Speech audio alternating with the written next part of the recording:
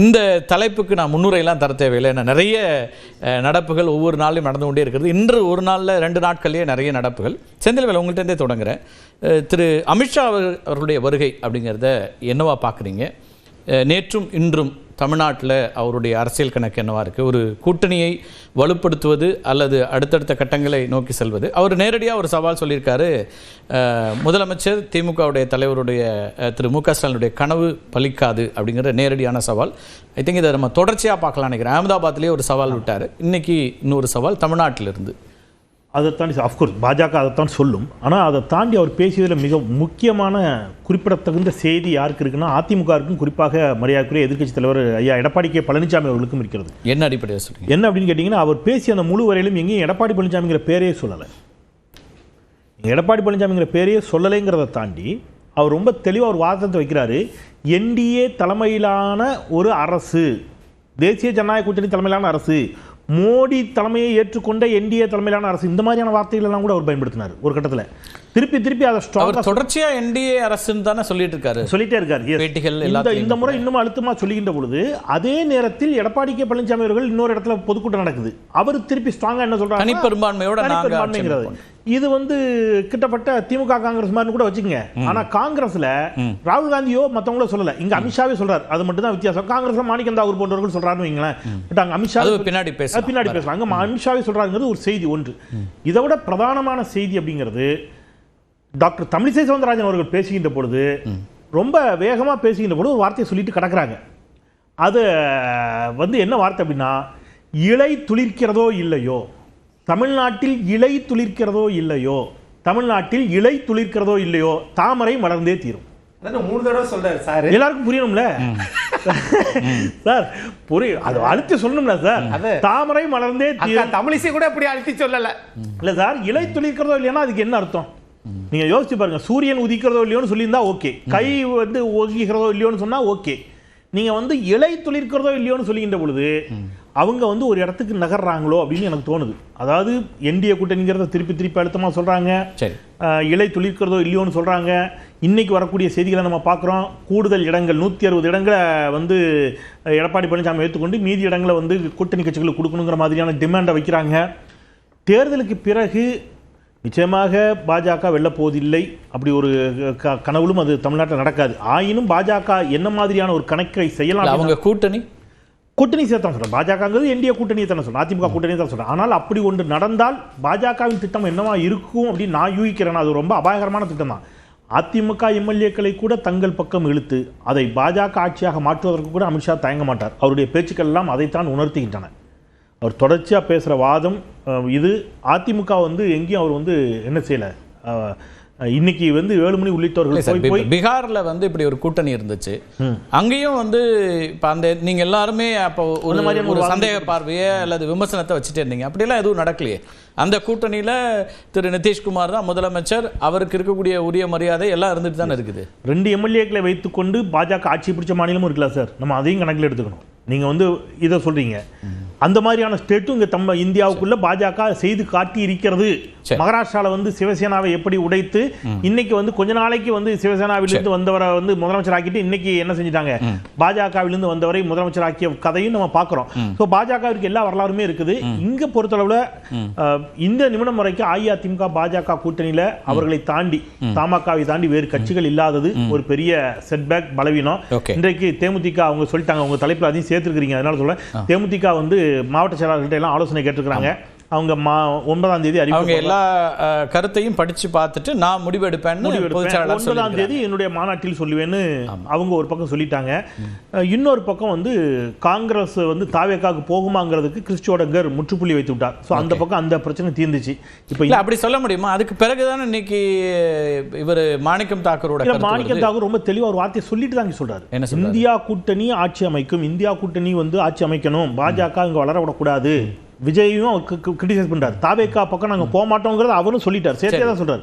சொல்லிட்டு ஆட்சியில் பங்கு அதிகாரத்தில் பங்குங்கிற இடத்துக்கு நகர்றாரு. இல்ல தாவேக்காக்கு போக மாட்டோம்னு அவர் எங்க சொல்லியிருக்காரு? இல்ல தாவேக்கா விமர்சித்து பேசினாரு. தாவேக்கா விமர்சித்து பேசிட்டு தான் அவர் என்ன சொல்றாரு, ஆட்சியில் இல்ல அவரோட ட்விட்டர் பதிவுல அப்படிதான் இருக்கு. இல்ல அவர் பேட்டி கொடுக்கும்போது ஒரு இடத்துல சொல்லியிருந்தார் தாவேக்கா குறித்தெல்லாம் வந்து அவர் வந்து எங்கேயும் ஆக்கப்பூர்வமான வாதங்களை அவர் வந்து இல்ல அதெல்லாம் நான் திரு இதயாட்ட கூட கேட்கிறேன். நிறைய வரக்கூடிய சர்வே முடிவுகள் அப்படின்னு சில விற்றையெல்லாம் வைத்துக்கொண்டு இன்னைக்கு பேசக்கூடியதை எவ்வளவு தூரம் நாம வந்து இதை ரியாலிட்டியோட பொருத்தி பார்க்கணுங்கிற அடிப்படை கேள்வி எனக்கு இருக்கு. அதை நான் வந்து உறுதியா இதயா அவர்கள்ட்டையும் ஷியாம் அவர்கள்ட்டையும் நான் பேசணும்னு விரும்புறேன். இன்னைக்கு அதை ரொம்ப தீர்க்கமா பேச வேண்டிய ஒரு அம்சம் இருக்கு. ஏன்னா யார் வேணாலும் என்ன எண்ணிக்கை வேணாலும் சொல்லிடுறாங்க. அந்த தேர்தல் முடிவுகளில் மிக கேவலமா அந்த எண்ணிக்கை தப்பா போகுது. அதுக்கு பிறகும் அதை வந்து அடுத்த கட்டத்துக்கு வர்றாங்க. இதையும் எடுத்துட்டு நம்ம பெருசா பேசணுமா அப்படின்னா ஓவர் எஸ்டிமேஷன் இருக்கா, எக்ஸாகரேஷன் இருக்கா, இது எல்லாத்தையும் நம்ம எடுத்துட்டு போக வேண்டியிருக்காங்கிற ஒரு கேள்வி எனக்கு அடிப்படையில் ஒரு வாதம் வைக்கிறேன். இப்போ என்ன, இப்போ நான் நியூஸ் 18ல பணியாற்றிய ஒரு பணியாளர் தான். இப்போ நான் வந்து என்ன பண்ணிக்க கூடாதுன்னா, நியூஸ் 18 பணியாளர்கள் எடுத்த கருத்து கணிப்பு நான் ஒன்று போட்டேன்னா ஓகே அந்த மாதிரி எல்லாரும் ஒரு பிராண்டை வந்து பில்ட் எனக்கு அதுலலாம் கூட சிக்கல் இல்ல. அதை முன்னிறுத்தி அந்த ட்ராக் ரெக்கார்ட் என்னங்கிறதையும் நம்ம பார்க்க வேண்டியது. அந்த மாதிரி பிராண்டை முன்னிறுத்தி பலரும் வருகிறார்கள். அந்த பிராண்டை முன்னிறுத்தி வரக்கூடியவர்கள் சொல்லக்கூடிய கருத்து கணிப்புகள் எவ்வளவு சரியா நடந்திருக்கு, எவ்வளவு தப்பா போயிருக்குது, அதுக்குள்ள யாருக்காக அவங்க வந்து அந்த வேலையை பண்றாங்க அப்படிங்கறதெல்லாம் நிறைய விவாதிக்கப்பட வேண்டிய ஒன்றுதான். அது நிறைய இல்ல இது வந்து இப்ப அந்த மாதிரி நடத்தக்கூடியவர்கள் அவர்களுடைய உரிமை, அதை நான் கேள்விக்குள்ளாக்கல. ஆனால் அதை மையமாக வைத்து தான் இப்போ வந்து நீங்க அதிகாரத்தில் பங்குன்னு ஒரு இடத்துக்கு வராங்க இல்லையா? அப்ப அந்த எண்ணிக்கைகளை நம்புறாங்களா, அந்த எண்ணிக்கை தான் சாலிடா இருக்குன்னு நினைக்கிறாங்கன்னா அவங்க நம்பிக்கையிலே எனக்கு மாற்று கருத்து இல்லை. அதை நீங்க எப்படி பாக்குறீங்க? அப்ப அந்த இடத்துக்கு வராங்க. மாணிக்கம் தாகூருடைய அடிப்படையான அம்சம் என்ன? அவர் ஒரு டேட்டாவை சொல்றாரு. அந்த டேட்டாவை பேஸ் பண்ணி தான் அவர் அதிகார பகிர்வுன்னு ஒன்று வராரு. நேரடியா வரல, இதை கோட் பண்றாரு, அதிகார பகிர்வுன்னு சொல்றாரு. அப்ப அதுதான் நான் புரிஞ்சுக்கிறேன் சார். அதுல நான் ஒன்று சொல்றேன் சார். இதே மாணிக்கம் தாகூர் அவர்கள் இதை நாடாளுமன்ற தேர்தல் கடந்த ஆண்டு நடந்துச்சுல்ல, அப்போ ஏதாவது பேசினாரா? நீங்கள் காங்கிரஸ் இருக்கக்கூடிய எல்லாரையும் பாருங்களேன், நாடாளுமன்ற தேர்தல் வருகின்ற பொழுது எல்லாரும் மியூட் மோடுக்கு போயிடுவாங்க. பெரும்பாலும் யாரும் இதை பற்றி பேசுகிறதே கிடையாது. ஏன்னா அவங்களுக்கு நல்லா தெரியும் இதை பேசுறதுனால பலன் இல்லை. 10 எம்பியாவது நமக்கு தமிழ்நாட்டிலேருந்து வேணும், தமிழ்நாட்டிலேருந்து 10 எம்பிக்கள் வந்தால் தான் ஓரளவிற்காவது நாடாளுமன்றத்தில் காங்கிரசின் குரலை வந்து நம்ம வந்து வலுப்படுத்த முடியும். காங்கிரஸ்காரருடைய வியூகம்னு வச்சுக்கோங்களேன். சட்டமன்ற தேர்தல் வருகின்ற பொழுது கரெக்டாக என்ன செய்யறது, அதை வந்து ஆரம்பிக்கிறது. அவர் எல்லா கட்சிகளும் அவங்களுக்கான ஒரு ஒரு பார்கெயின் பவரை இன்க்ரீஸ் பண்ண தான் தாராளம் பண்ணலாம் சார். தாராளம் பண்ணலாம், தாராளம் பார்கெயின் பவரை இன்க்ரீஸ் பண்ணலாம், தப்பு இல்லை. தமிழ்நாட்டில் இடதுசாரி கட்சிகளுக்கு இங்கே வந்து இரட்டை இலக்கத்தில் போட்டியிட்ட காலங்கள் உண்டு. நாடாளுமன்றத்தில் இடதுசாரிகள் எதிர்க்கட்சியாகவே இருந்த காலங்கள் உண்டு.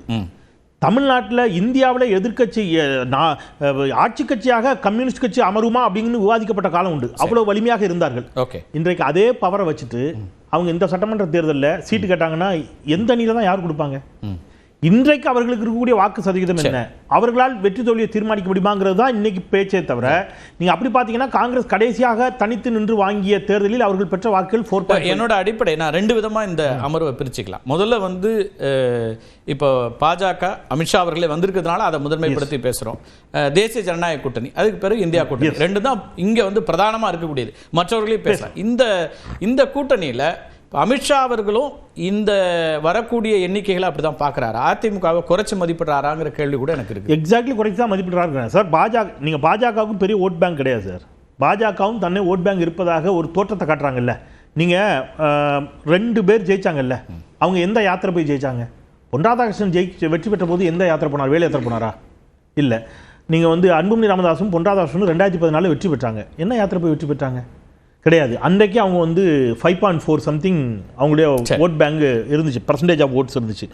இன்னைக்கு அவங்க 23 தொகுதிகளில் போட்டிட்டு நீங்கள் வாங்கின ஓட்டு 18, அதில் நீங்கள் வந்து 11%, 23 தொகுதிகளில் போட்டிட்டு 11%. நீங்கள் கணக்கு பண்ணீங்கன்னா அதே 5% நிற்கிறீங்க. தராஷாம் சார் கூட அந்த கணக்கு தெளிவாக பலமுறை எடுத்து பேசியிருக்கிறார். அப்போ நீங்கள் ஓட் பர்சன்டேஜ் ஆஃப் ஓட்ஸ் உங்களுக்கு இன்க்ரீஸ் ஆகிருக்குங்கிறதே ஒரு மாய தோற்றம். இதை வச்சு நீங்கள் என்ன செய்றீங்க? ஏடிஎம் கேட்ட வந்து ஒரு ஒரு டிமாண்டை வைக்கிறீங்க, எங்களுக்கு ஆட்சியில் பங்கு, அதிகாரத்தை பங்கு. சார் காங்கிரஸ் தேவையில்லை. நான் 2 தேசிய கட்சிகளுக்கும் சேர்த்து பேசுகிறேன் சார். நான் இந்த வார்த்தை நான் இப்படி பிரிச்சுக்கிறேன். மாநில கட்சி வெர்சஸ் தேசிய கட்சின்னு பிரிச்சுட்டோம்னா இங்கே திமுக அதிமுகவும் தான் வலிமையாக இருக்கிறார்கள் இன்றளவும். ஆனால் தேசிய கட்சியாக இருக்கக்கூடிய காங்கிரஸுக்கும் பாஜகவுக்கும் ஒரு பார்வை இருக்குது. என்னன்னா தங்கள் சக்திக்கு மீறி அவங்க வந்து இடத்தை வந்து 2 பக்கமும் பெறுவதற்கு முயற்சிக்கிறார்கள். அதான் ஃபேக்ட்.